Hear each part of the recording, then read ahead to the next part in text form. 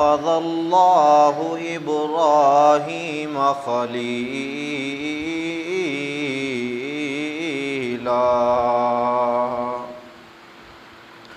آمنت باللہ صدق اللہ العظیم ان اللہ وملائکتہ یصلون علی النبی یا ایہا الذین آمنوا صلوا علیہ وسلموا تسلیما الصلاۃ والسلام علیک یا سیدی یا رسول اللہ الصلاۃ والسلام علیک یا سیدی یا حبیب اللہ الصلاۃ والسلام علیک یا سیدی یا رحمۃ للعالمین وعلی آلک وصحابک یا سیدی یا حضرت محمد رسول اللہ صلی اللہ تعالی علیہ وعلی آلہ وسلم۔ آج بھی ہو جو ابراہیم سا ایماں پیدا، آج بھی ہو جو ابراہیم سا ایماں پیدا، آگ کر سکتی ہے انداز گلستان پیدا۔ معزز دوستو بزرگو، السلام علیکم ورحمۃ اللہ وبرکاتہ۔ میں نے آپ کے سامنے قرآن مجید فرقان حمید کی جو آیہ مقدسہ تلاوت کرنے کا شرف حاصل کیا ہے۔ دعائے خالق کائنات مجھے حق سچ بیان کرنے کی توفیق عطا فرمائے۔ میرا پڑھنا، آپ کا سننا رب تعالیٰ اپنی بارگاہ میں قبول و منظور فرمائے۔ آج جمعۃ المبارک ہے اور مقدس گھڑیاں ہیں، اور یہ وہ مقدس گھڑیاں ہیں جس کے بارے میں میرے کریم آقا فرماتے ہیں کہ اللہ رب العزت دعا کرنے والے کی دعا کو قبول فرماتا ہے۔ تو دعا کرتے ہیں خالق کائنات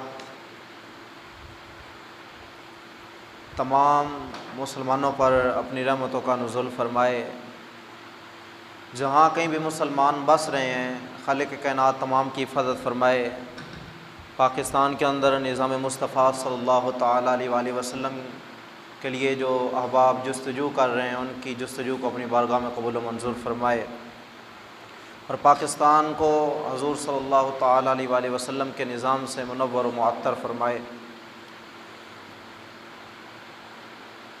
میں نے جو آپ کے سامنے قرآن مجید فرقان حمید کی آیہ مقدسہ تلاوت کرنے کا شرف حاصل کیا ہے، اس کے اندر خالق کائنات نے حضرت ابراہیم خلیل اللہ علیہ السلام کا ذکر فرمایا ہے۔ حضور صلی اللہ تعالیٰ علیہ وآلہ وسلم کے بعد جو سب سے زیادہ شان و مرتبے والے نبی ہیں، ان کا نام حضرت ابراہیم خلیل اللہ علیہ السلام ہے۔ میرے کریم آقا کے بعد جو سارے نبیوں میں سے بلند رتبے پر فیض ہیں، جن کا مقام، جن کا رتبہ، جن کی عظمت، عزت تمام نبیوں میں بلند ہے، میرے کریم آقا کے بعد ان کا نام حضرت ابراہیم خلیل اللہ علیہ السلام ہے۔ اور رب تعالیٰ نے ان کو جس لقب سے نوازا، اس کا بیان بھی اللہ رب العزت نے اپنی لا ریب کتاب میں بیان فرمایا۔ وَاتَّخَذَ اللَّهُ إِبْرَاهِيمَ خَلِيلًا، اللہ نے ابراہیم کو اپنا خلیل بنا لیا۔ خلیل کہتے ہیں دوست کو، اور وہ دوست جو بہت گہرا ہو۔ صدیق بھی دوست کے لیے لفظ بولا جاتا ہے، حبیب بھی دوست کے لیے بولا جاتا ہے، رفیق بھی دوست کے لیے لفظ بولا جاتا ہے، لیکن جو لفظ خلیل ہے نا، وہ اس دوست کے لیے بولا جاتا ہے جو گہرا دوست ہو، اللہ رب العزت نے فرمایا واتخذ اللہ ابراہیم خلیلا، ہم نے ابراہیم کو اپنا خلیل بنا لیا ہے، یعنی گہرا دوست بنا لیا ہے، گہرا بیلی بنا لیا ہے۔ اب دیکھنا یہ ہے کہ حضرت ابراہیم خلیل اللہ علیہ السلام جو اللہ کے گہرے دوست ہیں، وہ دوست بنے کیسے ہیں؟ ہر بندے کا کوئی نہ کوئی دوست ہوتا ہے، تو دوست بننے کے اندر کوئی نہ کوئی وجہ ہوتی ہے۔ کوئی کہتا ہے جناب یہ میرے ساتھ پڑھتا رہا تھا، پڑھتے پڑھتے ہماری دوستی ہو گئی۔ کوئی کہتا ہے جناب ہمارا اس کے ساتھ تعلق تھا، ہمارا کسی شاپ پہ آنا جانا تھا، تو اس وجہ سے ہمارا آپس کے اندر گہرا تعلق بن گیا، جس کی وجہ سے ہماری دوستی قائم ہو گئی۔ کسی کا جناب کوئی دوست بن جاتا ہے کسی معاملے کے اندر، کسی معاملے کے اندر، یہ تو دوستی ہے نا، کسی سے بھی لگائی جا سکتی ہے۔ اور جو دوستی ہوتی ہے، اب اس کے پیچھے کوئی نہ کوئی وجہ ہوتی ہے کہ بندہ بنایا کیوں گیا ہے اس کو دوست۔ اب اللہ نے ابراہیم کو اپنا دوست بنایا ہے، کوئی نہ کوئی وجہ تو ہوگی نا۔ اس کے پیچھے وجہ کیا تھی؟ اللہ رب العزت نے اس کو بھی اپنی العریب کتاب میں بیان فرمایا ہے۔ حضرت ابراہیم خلیل اللہ علیہ السلام نے توحید باری تعالیٰ کا پیغام تب پہنچایا جب نمرود اپنے ظلم پہ عروج پر تھا، ظلم کرنے میں اپنے عروج پر تھا۔ اس وقت حضرت ابراہیم خلیل اللہ علیہ السلام نے حق تعالیٰ کا پیغام لوگوں تک پہنچایا، اور حضرت ابراہیم خلیل اللہ علیہ السلام کی ولادت سے لے کر آخر تک بہت سے امتحان زندگی کے اندر آئے۔ کبھی وہ حضرت ابراہیم خلیل اللہ علیہ السلام کی ولادت کے متعلق ہوں کہ آپ کا پیدا ہونا، پھر نمرود کا بچوں کو ذبح کرانا، پھر جناب بڑھاپے کی حالت کے اندر اولاد کا نہ ہونا، اور پھر جناب اس بادشاہ کے سامنے اپنی بیوی کو بہن کہنا، اور آخر کے اندر حضرت اسماعیل ذبیح اللہ کا ملنا، اور پھر ان کے گلوئے مبارک پر چھری کا چلانا۔ شروع سے لے کر آخر تک حضرت ابراہیم خلیل اللہ علیہ السلام کی زندگی امتحانوں میں گزری ہے، لیکن حضرت ابراہیم خلیل اللہ علیہ السلام نے شروع سے لے کر آخر تک ایک امتحان کے اندر بھی پرچہ ناکام نہیں کرایا، بلکہ تمام پرچوں کے اندر کامیابی جناب سمیٹی۔ جب تمام پرچوں کے اندر کامیابی سمیٹی، اور آپ بھی جانتے ہیں، آپ بھی اس معاشرے کے اندر رہنے والے ہیں کہ جب آپ کا بچہ بڑی سی پوزیشن لے، والدین خوش ہو کر اس کو انعام دیتے ہیں۔ اگر اتنی سطح پہ ہو تو بورڈ جو ہے وہ اس کو اسپیشلی طور پر انعام دیتا ہے، اور اس سے بھی بڑی ہو تو جناب جو صوبہ ہوتا ہے اس کے اندر اس کو پوزیشن ہولڈر کا نام دے کر اس کو انعام سے نوازا جاتا ہے۔ اور اگر اس سے بھی بڑا ہو، اس سے بھی بڑی کامیابی ہو، تو وہ ملک کے نام پہ جناب اس کو پوزیشن ہولڈر قرار دے کر اس کو انعام سے نوازا جاتا ہے۔ اور اگر اس سے بھی بڑا ہو، پوری دنیا کے اندر اس کا ورلڈ نمبر ہو اور رینکنگ کے اندر جو پہلے نمبر پر ہو، تو پوزیشن ہولڈر کے نام پر اس کو انعام سے نوازا جاتا ہے۔ یہ تو دنیا کا معاملہ ہے، یہاں پر کامیابی سمیٹے تو جناب دنیا دار انعام دیتے ہیں، وہ تو اللہ کے نبی تھے۔ جب انہوں نے پرچوں کے اندر کامیابی سمیٹی، اللہ رب العزت نے انعام یہ دیا، فرمایا آج سے سونا ابراہیم تو میرا گہرا بیلی بن گیا ہے۔ واتخذ اللہ ابراہیم خلیلا، اسی ابراہیم نو اپنا گہرا دوست بنا لیا۔ حضرت ابراہیم علیہ السلام جب ولادت کا وقت ہوا تو نمرود نے نا ایک دن خواب دیکھا۔ اس کو خواب کیا آیا؟ دیکھتا ہے کہ ایک ستارہ چمکا ہے جس کی روشنی اتنی پھیلی کہ تمام روشنیوں کے اوپر وہ غالب آ گیا اور تمام روشنیاں مغلوب ہو گئی۔ اس نے آ کر اپنے نجومیوں سے کہا کہ میں نے ایک خواب دیکھا ہے، مجھے اس کی تعبیر بتاؤ، اس کے اندر کیا راز ہے کہ ایک ستارہ چمکا ہے، اس کی روشنی اتنی ہے کہ تمام روشنیاں مغلوب ہو گئی ہیں، وہ غالب آ گیا ہے، بتاؤ اس کے اندر کیا ہے؟ نجومیوں نے کہا بادشاہ سلامت، ایک بچہ پیدا ہونے والا ہے جس کے دنیا سے آنے کی وجہ سے تمہاری بادشاہت ختم ہو جائے گی، ہمارے جو پت ہیں وہ نیست و نبود ہو جائیں گے، ہمارے خداؤں کو وہ ختم کر دے گا اور وہ حق تعالیٰ کا پیغام ذرے ذرے پر پہنچائے گا۔ اب نمرود نے جب یہ بات سنی کہ ایسا بچہ پیدا ہونے والا ہے جس نے میری بادشاہت کو بھی ختم کر دینا ہے، تو کرسی تو بڑی پیاری ہوتی ہے، کرسی کے لیے لوگ طرح طرح کے پتہ نہیں کئی ہیلے بہانے کر کے جناب پتہ نہیں کتنے کتنے ظلم ڈھا دیتے ہیں ایک کرسی کے لیے۔ تو وہاں پر بھی کرسی کا مسئلہ آیا تو اس نے کہا کہ میری کرسی ہے اور ایسا بچہ پیدا ہونے والا ہے جس کی وجہ سے میری کرسی جو ہے وہ زوال پذیر ہو جائے گی، میرا نام و نشان مٹ جائے گا، کیوں نہ ہو وہ بچہ دنیا میں آنے ہی نہ دوں۔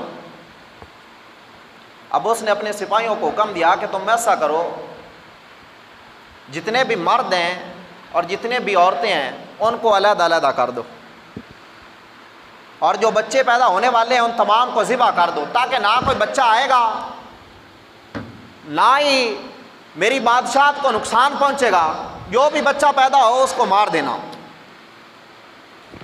اب علماء کرام فرماتے ہیں، اور قصص الانبیاء کے اندر علامہ ابن کثیر نے اس بات کو بھی ذکر کیا، فرماتے ہیں اس سال 1,00,000 بچہ نمرود نے قتل کرایا تھا۔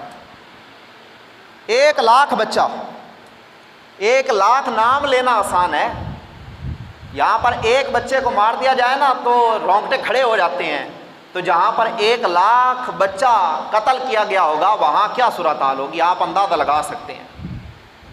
ہر طرف لاشیں ہی لاشیں، بچے تڑپ رہے ہیں۔ اب چند دن گزرے،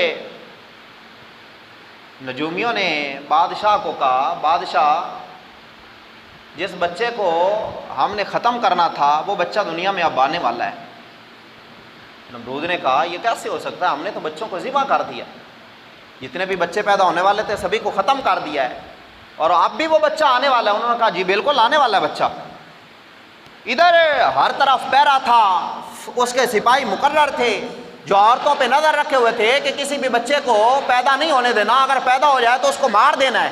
جو والد تھے حضرت طارق، آپ اور آپ کی والدہ یعنی حضرت ابراہیم علیہ السلام کی والدہ امیلہ، آپ کے اوپر بھی پہرا تھا، آپ بھی علیحدہ علیحدہ تھے، اور آپ کا جو والد تھا اس کی ڈیوٹی تھی نمرود کے بالکل قریب محافظوں کے اندر، نمرود کے سپاہی تھے، وہاں پر آپ کی ڈیوٹی تھی، اور ادھر سے نمرود کی طرف سے تھا بھائی عورت اور مرد کو ملنے نہیں دینا۔ نمرود سویا ہوا تھا، حضرت ابراہیم خلیل اللہ علیہ السلام کی والدہ کا گزر ہوا تو حضرت طارق رضی اللہ تعالیٰ عنہ بیٹھے تھے، آپ کی ان سے ملاقات ہوئی اور نمرود کے سرہانے کے قریب انہوں نے آپس کے اندر مجامعت کی۔ رب تعالیٰ بتانا چاہتا تھا نمرود تو اپنے آپ کو بادشاہ کہتا ہے، للہ ملک السماوات والارض، زمین اور آسمان کا بادشاہ تو میں اللہ ہوں، اور تو اس بچے کو مارنا چاہتا ہے، دیکھ تو اپنے آپ کو بادشاہ کہتا ہے، جس بچے کو میں نے دنیا میں بھیجنا ہے میں اس کا انتظام تیرے سرانے سے شروع کر رہا ہوں۔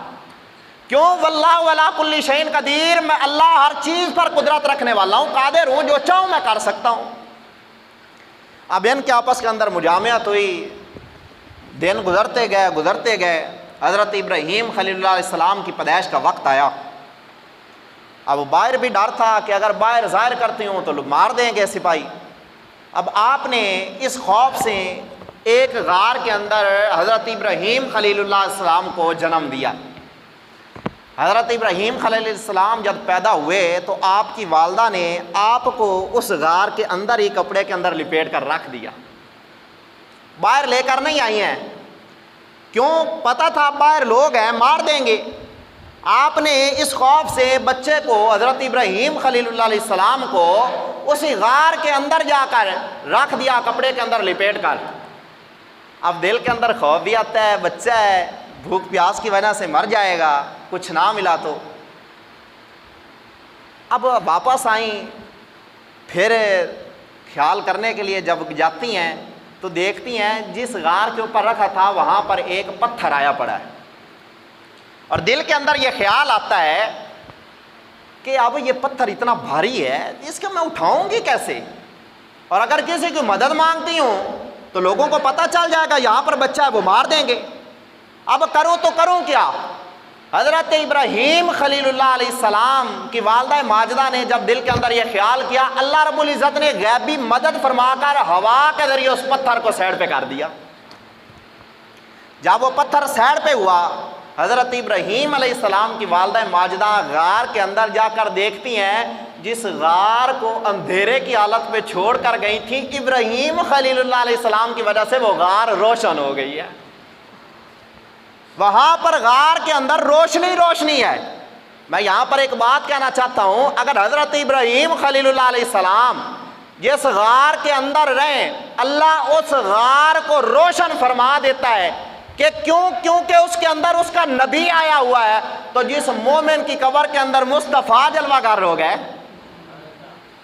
جس مومن کی قبر کے اندر مصطفیٰ آ گئے اور فرشتوں نے آ کر سوال کیا، من ربک من دینک ما کنت تقول فی حق ھذا الرجل، جب یہ سوال ہوئے اور مصطفیٰ اس مومن کی قبر میں آ گئے، اگر ابراہیم خلیل اللہ علیہ السلام کی وجہ سے وہ غار روشن ہو سکتی ہے تو اپنی قسمت پہ ناز کیا کرو، تمہاری قبر کے اندر محمد مصطفیٰ نے پھیرا ڈال دیا تو تمہاری قبر کو بھی اللہ روشن فرما دے گا، تمہاری قبر بھی روشن ہو جائے گی انشاءاللہ۔ ہم ہیں یہ حضور صلی اللہ تعالیٰ علیہ وسلم کے غلام، یا رسول اللہ صلی اللہ تعالیٰ علیہ وسلم کے نعرے لگاتے ہم جائیں گے۔ اور کسی نے کہا تھا نا کہ زمین میلی نہیں ہوتی، زمن میلا نہیں ہوتا، محمد کے غلاموں کا کفن میلا نہیں ہوتا، شرط یہ ہو محمد کا غلام، محمد کا غلام ہو، اس کے جسم کا گلنا سڑنا تو بڑی دور کی بات ہے، جو اس کے اوپر کفن ہے اللہ رب العزت اس کو بھی نہیں فنا کرتا، اس کو بھی بقا بخش دیتا ہے۔ ہم اس پہ آگے بات کریں گے جب بات آئی کہ جو ان مقرب بندوں کے ساتھ چیزیں نسبت رکھتی ہیں اللہ رب العزت ان کو بھی فنا نہیں ہونے دیتا۔ نمرود کی بیٹی اللہ رب العزت نے اس کو بچا لیا تھا، ہم بات کریں گے جب وہ بات آگے آئے گی تو۔ فی الحال میں بھی اسی بات کو مکمل کرتا ہوں، ٹائم تھوڑا ہے۔ حضرت ابراہیم خلیل اللہ علیہ السلام کو جب دیکھتی ہیں تو کیا دیکھتی ہیں؟ اندر غار جو ہے وہ روشن ہو چکی ہے، روشنی ہے، سبحان اللہ۔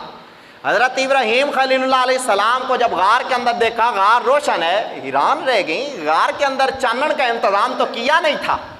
آج بھی لوگ کہتے ہیں نا قبر کے اندر تو جناب اندھیرا ہی اندھیرا ہے، وہاں پر آکسیجن کا انتظام نہیں، وہاں فلاں کچھ نہیں، وہاں فلاں کچھ نہیں۔ میں نے کہا جس غار کے اندر ابراہیم خلیل اللہ علیہ السلام رہے وہاں جناب کون سی لائٹ لگی ہوئی تھی، وہاں پر کون سا آکسیجن کا انتظام تھا، لیکن اللہ رب العزت نے اپنے نبی کو وہاں پر بھی روشنی عطا فرما دی۔ اگر اللہ رب العزت وہاں روشنی عطا فرما سکتا ہے تو قبر کے اندر اپنے نبیوں کو بھی قبر کے اندر روشنی عطا فرما سکتا ہے۔ حضرت ابراہیم خلیل اللہ علیہ السلام کی والدہ نے کہا، سوچا دل کے اندر بچہ بھوکا ہوگا، اس کو کچھ نہ کچھ پلا دوں، دودھ پلا دوں۔ جب آگے بڑھتی ہیں تو آپ اپنی انگلی مبارک جو تھی وہ اپنی زبان کے اندر لیے ہوئے تھے، آپ نے جب انگلی کو کھینچا نہ پیچھے تو کیا دیکھتی ہیں؟ انگلی سے دودھ چل رہا ہے، انگلی سے دودھ جاری ہوا ہے۔ یہ دیکھ کر تو آپ حیران رہ گئی اور آپ کو معلوم ہو گیا کہ جس کو اللہ رب العزت نے بھیجنا تھا نا وہ یہی ہے۔ اب حضرت ابراہیم خلیل اللہ علیہ السلام کی عمر جو ہے وہ بڑھ کیسے رہی تھی؟ جتنا ایک ہفتے کے اندر بچہ بڑا ہوتا ہے اتنے حضرت ابراہیم خلیل اللہ علیہ السلام ایک دن کے اندر بڑے ہو جاتے تھے، اور جتنا مہینے کے اندر بچہ بڑا ہوتا ہے اتنا حضرت ابراہیم خلیل اللہ علیہ السلام ہفتے کے دنوں کے اندر، ہفتے کے درمیان میں وہ بڑے ہو جاتے تھے۔ اسی طرح آپ بہت جلد بڑے ہو گئے، اور جب ہو گئے نا بڑے تو آپ کو غار سے باہر نکالا گیا تو آپ نے باہر کا ماحول دیکھا۔ کیا دیکھتے ہیں لوگ جو ہیں وہ کوئی سورج کو پوج رہا ہے، کوئی چاند کو پوج رہا ہے، کوئی ستاروں کو پوج رہا ہے، کوئی جناب بتوں کے آگے جھکا ہوا ہے۔ آپ نے فرمایا یہ کیا ہے؟ لوگ کوئی کسی کے آگے جھکا ہوا ہے، کوئی کسی کے آگے جھکا ہوا ہے، کوئی کسی کے آگے جھکا ہوا ہے، حالانکہ رب تو ایک ہے، جھکنا تو اسے ہے۔ یہ ان کو جھک رہے ہیں جو نہ اپنے نفع نقصان کے مالک ہیں۔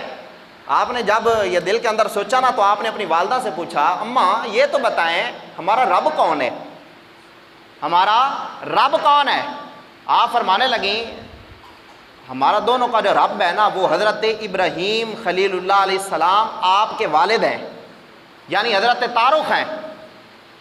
ہمارے جو رب ہے وہ حضرت تارخ ہیں۔ آپ نے فرمایا اچھا جی وہ ان کا رب تارخ ہے تو پھر تارخ کا رب کون ہے، یعنی میرے والد صاحب کا رب کون ہے؟ آپ نے فرمایا تیرے والد کا رب بادشاہ ہے نمرود. آپ نے فرمایا اگر ان کا رب بادشاہ ہے تو بادشاہ کا رب کون ہے؟ بادشاہ کا رب کون ہے؟ آپ کی والدہ خاموش ہو گئی. اس کو تو سکوت، وہاں پر خاموشی اختیار کر لی. اور جب خاموشی اختیار کر لی تو حضرت ابراہیم خلیل اللہ علیہ السلام نے پھر سوال کیا. آپ عرض کرتے ہیں اماں جی یہ تو بتائیں میں زیادہ سونا ہوں یا آپ زیادہ سونی ہیں؟ میں زیادہ سونا ہوں یا آپ زیادہ سونی ہیں؟ آپ فرمانے لگی سونا تو زیادہ سونا ہے، تو مجھ سے زیادہ خوبصورت ہے. آپ نے پھر سوال کیا اماں یہ تو بتائیں آپ زیادہ خوبصورت ہیں یا ابا جان زیادہ خوبصورت ہیں؟ آپ نے فرمایا تیرے باپ سے زیادہ خوبصورت میں ہوں. آپ نے فرمایا اچھا میں یہ بتائیں میرے باپ سے زیادہ خوبصورت ہے یا جو میرے باپ کا رب نمرود ہے وہ زیادہ خوبصورت ہے؟ آپ فرمانے لگی نمرود جو ہے وہ تھوڑا خوبصورت ہے، تیرا باپ اس سے زیادہ خوبصورت ہے. آپ فرمانے لگے اماں مجھے یہ تو بتاؤ جو سبھی کو حسن بانٹ رہا ہے وہ کالا کوجھا، تو جو اس کے بندے ہیں وہ سونے سونے، رب وہ نہیں ہوتا جو کالا کوجھا ہو، بلکہ رب وہ ہوتا ہے جو سب سے زیادہ حسین ہو اور دوسروں کو حسن بانٹنے والا ہو. خود بھی حسین ہوتا ہے اور دوسروں کو حسن بانٹنے والا بھی ہوتا ہے. اب یہاں پر ایک بات کہنا چاہتا ہوں، اگر ابراہیم اتنے سونے ہیں اتنے سونے ہیں اتنے سونے ہیں کہ ان کے حسن کی کوئی حد نہیں، تو پھر حضرت یوسف علیہ السلام کے حسن کا عالم کیا ہوگا؟ اگر حضرت یوسف علیہ السلام کے حسن کا عالم کا اندازہ کوئی نہیں لگا سکتا تو پھر ایمان سے بتائیے محمد مصطفیٰ کے حسن کا کیا عالم ہوگا؟ اور جب محمد مصطفیٰ کا حسن ہماری عقل کے اندر نہیں آتا تو پھر ایمان سے بتائیے میرے اور محمد مصطفیٰ صلی اللہ تعالیٰ علیہ وآلہ وسلم کے تمام غلاموں کے رب، ساری کائنات کے خالق و مالک کا حسن کا، پھر میرے رب کے حسن کا عالم کیا ہوگا؟ میرا رب تو رب ہے. فرمایا اماں رب وہ نہیں ہوتا جو خود کالا کوجھا ہوئے تے دوسرا نو حسن جناب نہ دے، دوسرے ہوندے تو زیادہ سونے ہون. رب وہ ہوندا جڑا آپ بھی سونا ہوندا ہے تو دوسرا نو بھی حسن عطا فرماندا ہے. اب آپ کی والدہ ماجدہ خاموش ہو گئیں، دل کے اندر سوچنے لگ گئی بچہ وہی ہے، بچہ وہی ہے جس کے بارے میں نمرود نے بچوں کو قتل کروایا تھا، یہ بچہ وہی ہے. اب نمرود نے اپنی مجلس لگائی، نجومی پھر پہنچ گئے. وہ نجومی جو علم کے اندر ماہر تھے وہ پہنچ گئے. انہوں نے آ کر بادشاہ کو کہا، نمرود کو کہا نمرود گل سن، جن دے واسطے بچے مارے نہیں نا وہ آ گئی آئی دنیا تے، جن دے واسطے تو اتنے بچے مارے آئے وہ دنیا تے آ گئے آئی. ہوں اس نے تیرا کھانا خراب کر کے رہنا ہی، تیرا نام مٹ جانا ہی، اس دا نام رہے گا تو یا اس دے منن والا دا رہے گا تو یا اس دے خدا دا نام کائنات وچ رہے گا. نمرود بڑا پریشان ہوا، یہ کیسے ہو سکتا ہے؟ ہم نے تو بچوں کو مروا دیا تھا. میرا رب فرماتا ہے اوے بندے دے پترو بنو، اے ساریاں بادشاہتاں دا مالک میں اللہ، للہ ملک السماوات والارض، زمین دا مالک بھی میں تے آسمان دا مالک بھی میں. یہ ساریاں بادشاہتاں میرے واسطے نے. یہ تانوں بادشاہ دتی ہے نا تے اس واسطے دتی ہے تاکہ تسی ایتھے دنیا دے وچ رہو تو عدل دے نال رہو تے انصاف دے نال رہو، عدل دے نال رہو تے انصاف دے نال رہو. جب تم عدل اور انصاف کے دامن کو مضبوطی سے پکڑ کر زندگی گزارو گے میں اللہ بھی خوش ہو جاؤں گا، پھر تمہاری دنیا بھی بن جائے گی، تمہاری آخرت بھی بن جائے گی. اب نمرود نے وہ بات جو تھی اس کو لیا، سیریت لیا. اب آپس کے اندر بات چیت ہوئی، انہوں نے کہا جی آپ پکڑا جائے. کیسے پکڑیں؟ آپ کے جو چچا تھے جن کا ذکر قرآن میں بھی آیا ہے وہ آئے حضرت ابراہیم علیہ السلام کے پاس، اور آپ کے والد صاحب جو تھے نا وہ بچپن کی حالت میں ہی فوت ہو گئے تھے. آپ کے چچا ہے اور وہ بتوں کے پجاری تھے. اور یہاں پر بھی ایک بات کہنا چاہتا ہوں کہ جہاں لوگ وہاں سے کہتے ہیں کہ آپ کے جو والد صاحب تھے وہ بتوں کے پجاری تھے، یہ بات غلط ہے، درست نہیں ہے. آپ کے والد بتوں کے پجاری نہیں تھے. کیوں؟ میرے کریم آقا صلی اللہ تعالیٰ علیہ وآلہ وسلم نے فرمایا میں پاک پشتوں سے پاک رحموں کی طرف منتقل کیا گیا ہوں. اور اگر ہم یہ کہیں کہ حضرت ابراہیم خلیل اللہ علیہ السلام کے والد بتوں کے پجاری تھے، بتوں کے पुजारी थे, तो हजूर सल्लल्लाहु ताला अलैहि वसल्लम का नूर था वहाँ।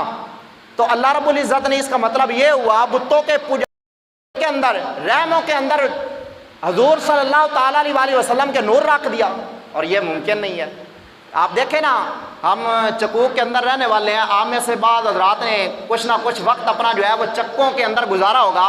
हमारे जो बड़ी माएँ हैं, जो बड़ी उम्र के हैं, या हमारे जो बड़े बुजुर्ग हैं, उनके पास जब कोई दूध लेने के लिए जाता है ना, तो बर्तन लेकर जाता है, और अगर बर्तन साफ ना होवे ना तो वो कहता मियाँ मैं तेन इहदे विच दुध नहीं देना, मैं तेन इहदे विच दुध नहीं देना। वहाँ यार होया कि ये हालांकि बर्तन तो लैके आया, वहाँ बर्तन तो लैके आया लेकिन बर्तन गंदा है, तेरा बर्तन गंदा है, गंदा बर्तन दे विच अल्लाह दा नूर है, दुध मैं वो इहदे विच नहीं पाना, बर्तन साफ करके लाया। मैं क्या दुनियादार बंदा होवे ते ओ जनाब दुध नू गंदे भांडे विच ना पावे, तो जेड़ा अल्लाह सारी कायनात दा खालिक व मालिक है, जिसने सारी कायनात अपने महबूब दे वास्ते बनाई है, उसने बुत्तां दे पुजारी दे रहम दे विच हजूर दा नूर किवें रख छड़िया। पता चला साडे नबी दा नूर उदे नहीं सी, साडे नबी दा नूर उन्हां दे विच सी जेड़े अल्लाह नू मन्नण वाले है, जेड़े अल्लाह दी तौहीद नू मन्नण वाले है। अल्लाह रब्बुल इज़्ज़त भी उन्हां दे बारे फरमा रहा है कि वो जेड़े सन उन्हां तो मुराद जेड़ा सी वो जेड़ा बाप लिया जाता है। कुरान दे विच जो लफ्ज़ इस्तेमाल होया बोल लोग आखदे ने जी उन्हां तो मुराद उन्हां दे बाप ने, हालांकि बाप मुराद नहीं ने, चचा मुराद ने। आप दे चचा ने आके आखा इब्राहिम गल सुन, मैं करना बुत्तां दा काम, आप बुत बना दिया ते नाल बुत वेच दे। आपने फरमाया मैं बुत बनाना तो मेरे बुत्तां दा ना हुण तो मेरा हाथ वटाया कर नाल, मेरे साथ ना इनकी तिजारत किया करो। हज़रत इब्राहिम खलीलुल्लाह इस्लाम ने फरमाया ठीक है जी जिवें तुसीं हुक्म फरमा दे हो आपां तुहाडे नाल हैं।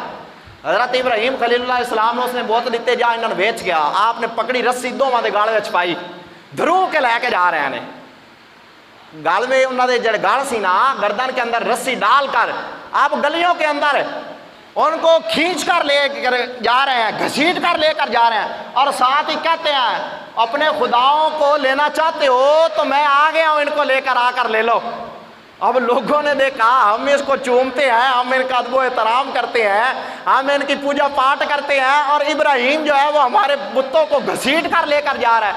उन्होंने आकर आदर को कह दिया आदर जेड़ा तेरा भतीजा ही ना वो साडे जेड़े खुदा उन्होंने धरू धरू के गलियां विच घसीट रहे है, उन्होंने गलियां दे विच घुमा रहा है। तो उन्होंने कोई समझा साडे खुदावां नाल इंज ना करे। जदों आप दे आए ना चचा आए आप दे कोल तो आपनूं आखण लगे जी है कुछ ख्याल करो, तो आपने फरमाया चचा तू केड़े खुदा की गल करना है, खुदा है। फरमाया जेड़ा आदे आप नूं नहीं बचा सकदा, जेड़ा आदे आप की हिफाजत नहीं कर सकदा, वो लोगों की हिफाजत किवें करेगा।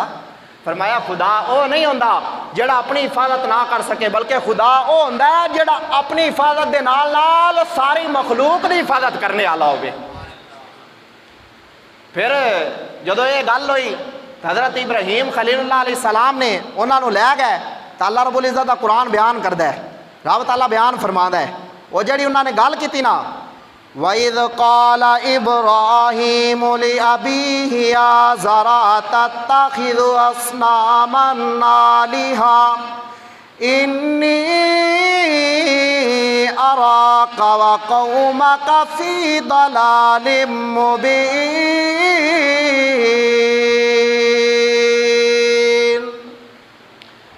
हज़रत इब्राहीम खलीलुल्लाह अलैहिस्सलाम उन बुतों को लेकर अब गलियों के अंदर हुक्का लगा रहे हैं कौन